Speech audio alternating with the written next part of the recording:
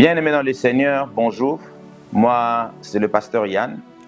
Je suis pasteur responsable de l'Église Royaume des Dieux Maison de Prière. Aujourd'hui, nous sommes au dernier numéro de notre série d'enseignements sur l'interprétation des Écritures.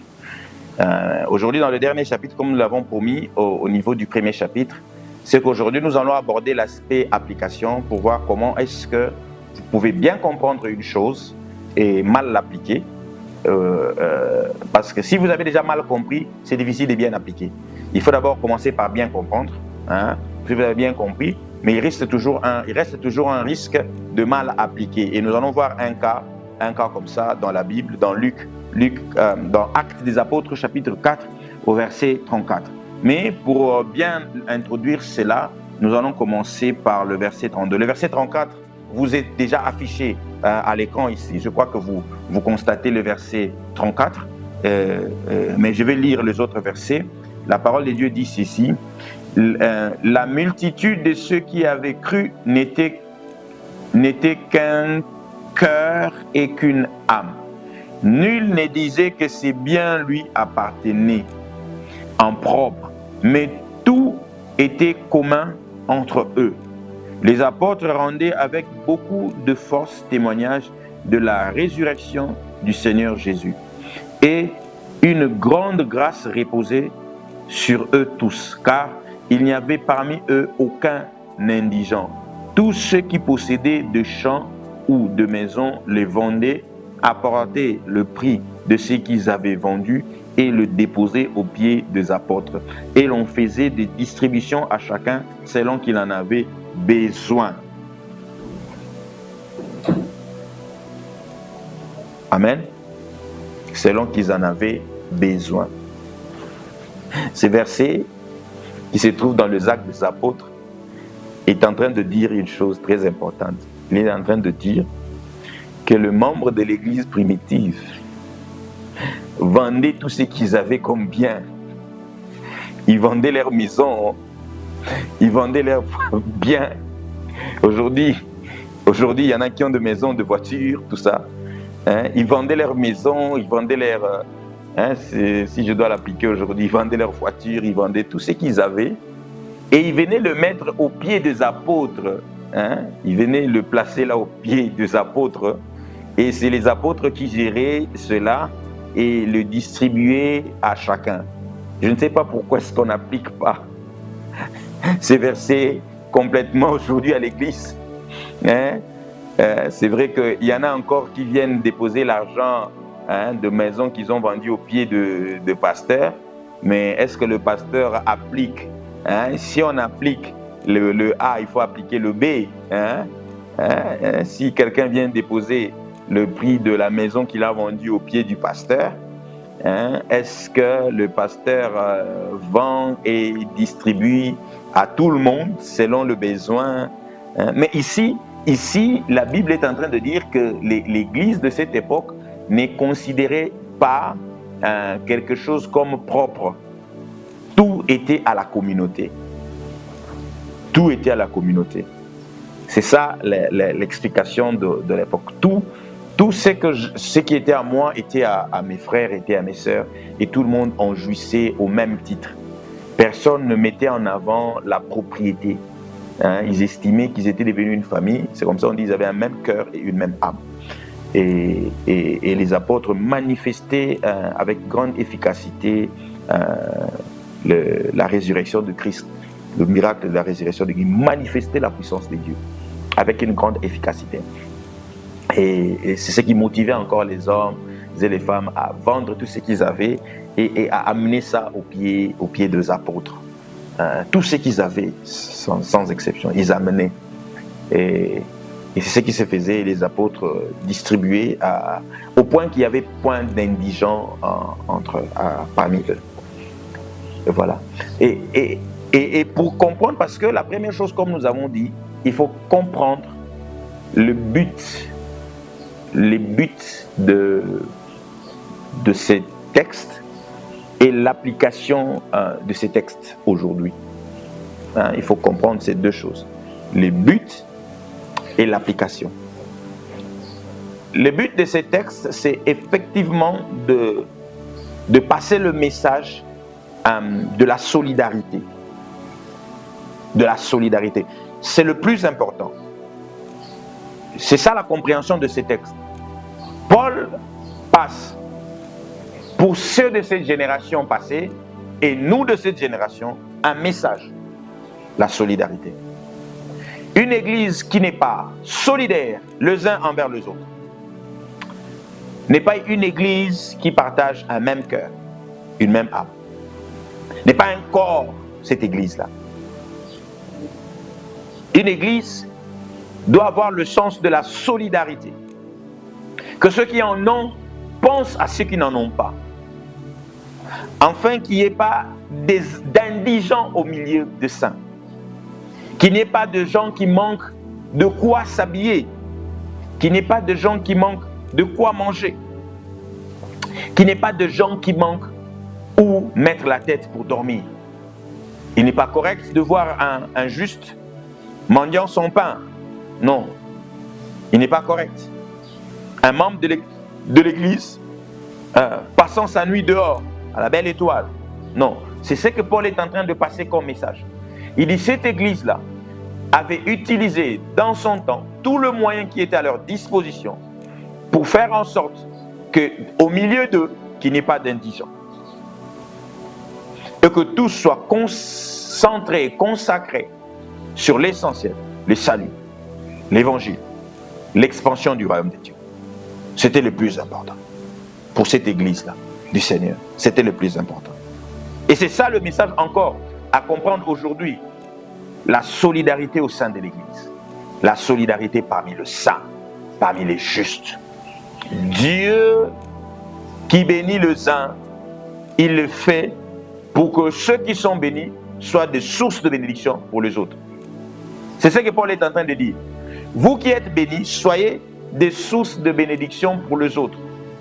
Une source qui ferme le robinet n'est pas digne d'être une source. Dieu va en ouvrir une autre pour que son peuple vienne s'abreuver et boive à leur soif. C'est ce que Dieu veut pour son Église. Qu'il y ait des hommes qui sont généreux, qui ne retiennent pas la grâce pour eux-mêmes, la bénédiction pour eux-mêmes, qui le partagent avec les autres. C'est ça le premier message que Paul est en train de passer. C'est ça même le message que Paul est en train de passer. Vous qui avez la grâce, vous qui avez résolu le problème dans certains domaines, soyez de source de bénédiction pour les autres. Mais qu'est-ce que nous constatons dans nos églises? Au moins, un frère a yébike, n'a compagnie n'a pas recruté bateau. Mais on peut ça s'engoter dans l'église.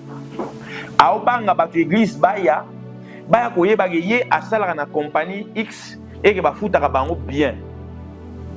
Moi, si là où je travaille, on recrute encore, je vais informer. La dernière fois, j'avais informé. Et des gens, des amis qui étaient informés sont même venus. Ils sont même entrés. Et on est des collègues aujourd'hui. Vous voyez? Et quand ça va encore ouvrir le recrutement, je vais encore informer les gens à l'église, des amis, venez. À la famille, venez. Venez là-bas. Venez travailler. Même s'ils viendront savoir que là-bas, non, il occupe telle fonction. Venez travailler. C'est quoi le problème? Il n'y a pas de problème. Le Congo, l'église surtout du Congo a une particularité. Voyez-moi quelqu'un qui connaît qu'il y a des opportunités mais qui refuse de le partager. Mais nous venons à l'église chaque fois. Nous avons un esprit autolingika koleka bato. Bisoto alikolo bato. Tolingite muto bomba. C'est l'esprit du Congolais. Le Congolais veut que lui seul soit bien, que les autres souffrent. Mais des gens qui vont à l'église, hein, matin, midi, soir, de gens qui vont à l'église, de gens qui veulent que bangoka bazaka bien, batala batusu na pasi bongo, batubaya osenga bango pe osunge pe muke. Des gens qui payent des salaires de misère à leurs travailleurs, des salaires yomoso vitali salaire au bandelango wab. Mais des gens qui payent des salaires de misère à leurs travailleurs.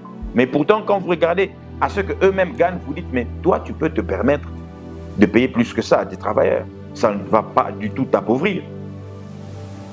Vous voyez? Cet esprit qui régnait à l'église primitive a quitté les églises aujourd'hui. A quitté les églises.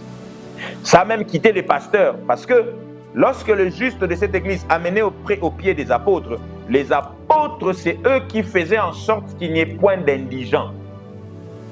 Mais qu'est-ce que nous ne voyons pas aujourd'hui dans nos églises? Le pasteur titulaire, extrêmement riche de l'argent de l'église, il a ouvert ses propres affaires avec l'argent de l'église. Aujourd'hui, commence à donner des leçons d'entrepreneuriat aux membres de l'église qui ne prélèvent pas dans les offrandes. Lui, il a ouvert le premier capital de sa société, c'est l'argent des offrandes. C'est là qu'il n'a pas tous les pasteurs, certains, je parle à certains pasteurs. Le premier fonds pour construire l'empire immobilier qu'il a, c'est l'argent des offrandes, c'est des dîmes, tout ça, il a construit pour lui.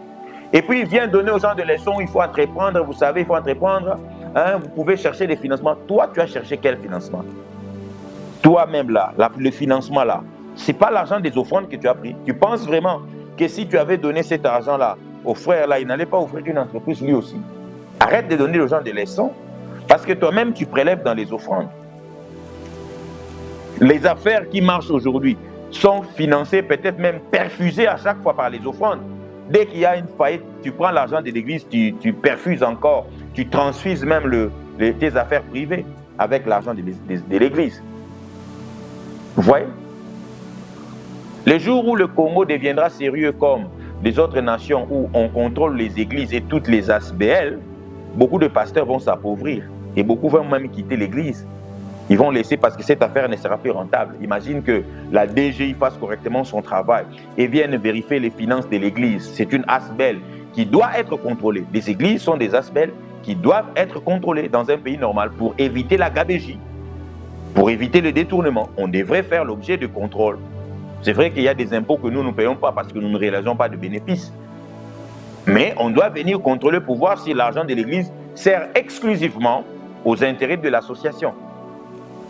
Et que la rémunération des sociétaires ne dépasse pas un certain seuil raisonnable, tel que fixé par les lois. Nous avons des lois dans ces pays, mais non appliquées. Mais à l'époque des apôtres, il n'y avait pas de loi. Hein?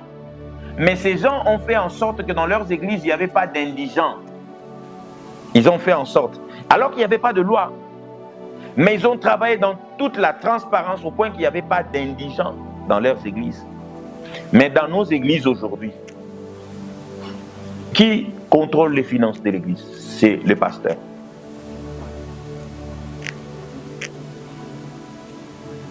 Quel est le résultat? L'église est remplie de misérables, d'indigents.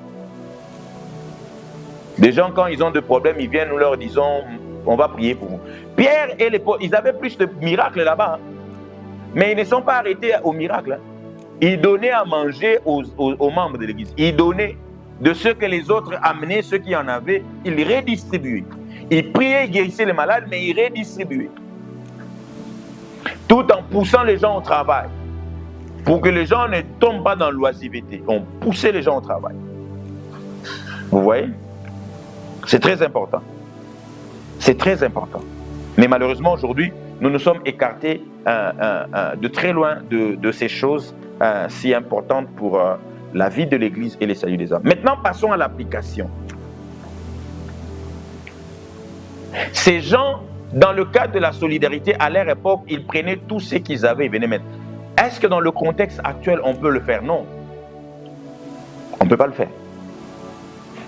Dans le contexte actuel, on donne ce que nous avons à donner. On donne de nos dîmes, on donne les offrandes, on peut faire de libéralité, de l'aumône. De ce que nous avons résolu de donner, on le donne à l'Église. C'est ça l'application actuelle. Aujourd'hui, on ne nous demande pas de vendre nos maisons, de nous dépouiller de tout, et pour aller habiter à l'Église, nous tous, tout là dans l'Église, que nous passons nuit à l'Église, et que tout mettons ensemble, oubliant même tout. Non, non, ce n'est pas ce qu'on nous demande.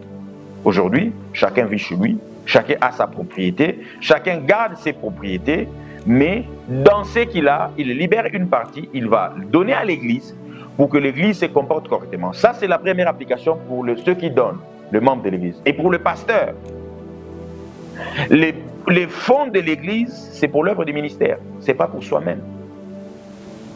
Les apôtres ne sont pas devenus riches. Et pourtant, ils avaient des grandes églises. Mais ils ne sont jamais devenus riches. De l'argent de l'église, non. Pourquoi? Parce qu'ils savaient que c'était l'argent de l'église. C'était pour ces malheureux, ces démunis dans l'église. C'était pour ces indigents, pour qu'ils sortent de l'indigence de l'église. C'était pour que vos collaborateurs aussi ne soient pas dans l'indigence. C'est ça. Et Paul nous enseigne à bien appliquer la parole de Dieu. L'enseignement de Paul, c'est un enseignement d'application.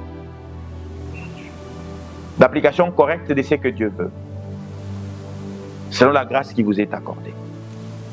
Mais de le faire avec un cœur sincère et un cœur pur. Vous qui recevez ce que Dieu vous donne, ne retenez pas ce que Dieu vous donne pour son Église. Ne retenez pas. C'est ce que Paul est en train de dire. Ce que Dieu vous donne pour son Église, ne retenez pas. Parce que Dieu envoie les malheureux à l'Église. Il les envoie là-bas. Il dit, venez à moi, dans son Église. Allez là-bas, les malheureux. C'est comme ça en Israël, les malheureux étaient devant la porte de l'Église. Il les appelle. Vous qui avez ce que Dieu vous donne, ne retenez pas. Que personne ne vous dise, la dîme n'existe plus. La dîme existait avant la loi. Abraham, quand il donna la dîme, il n'y avait pas de loi. La loi de Moïse n'existait pas, mais il avait donné la dîme. La dîme, c'est quelque chose qui dépasse la loi. Elle n'est pas abolie par la loi parce qu'elle ne tire pas sa source dans la loi. Donnez vos offrandes à l'Église. Et vous qui recevez, pasteur, ne retenez pas cela. N'en faites pas un butin de guerre. Ce n'est pas un butin de guerre. C'est ce que Dieu a envoyé dans son Église pour ses enfants, pour son œuvre, pour l'œuvre de la croix, pour le royaume de Dieu. Que Dieu vous bénisse abondamment. Nous sommes à la fin de notre série. Nous attendons vos questions, vos préoccupations sur d'autres cas que vous avez dans la Bible ou sur ces messages. Nous serons disposés à vous répondre. Il y a un QR code qui est affiché. Vous pouvez scanner pour nous contacter directement, soit la page de l'Église, soit notre page personnelle, soit notre chaîne YouTube. Il y a des QR codes qui vous facilitent votre abonnement ou votre possibilité de suivre nos émissions. Dieu vous bénisse abondamment. À jeudi prochain. Merci.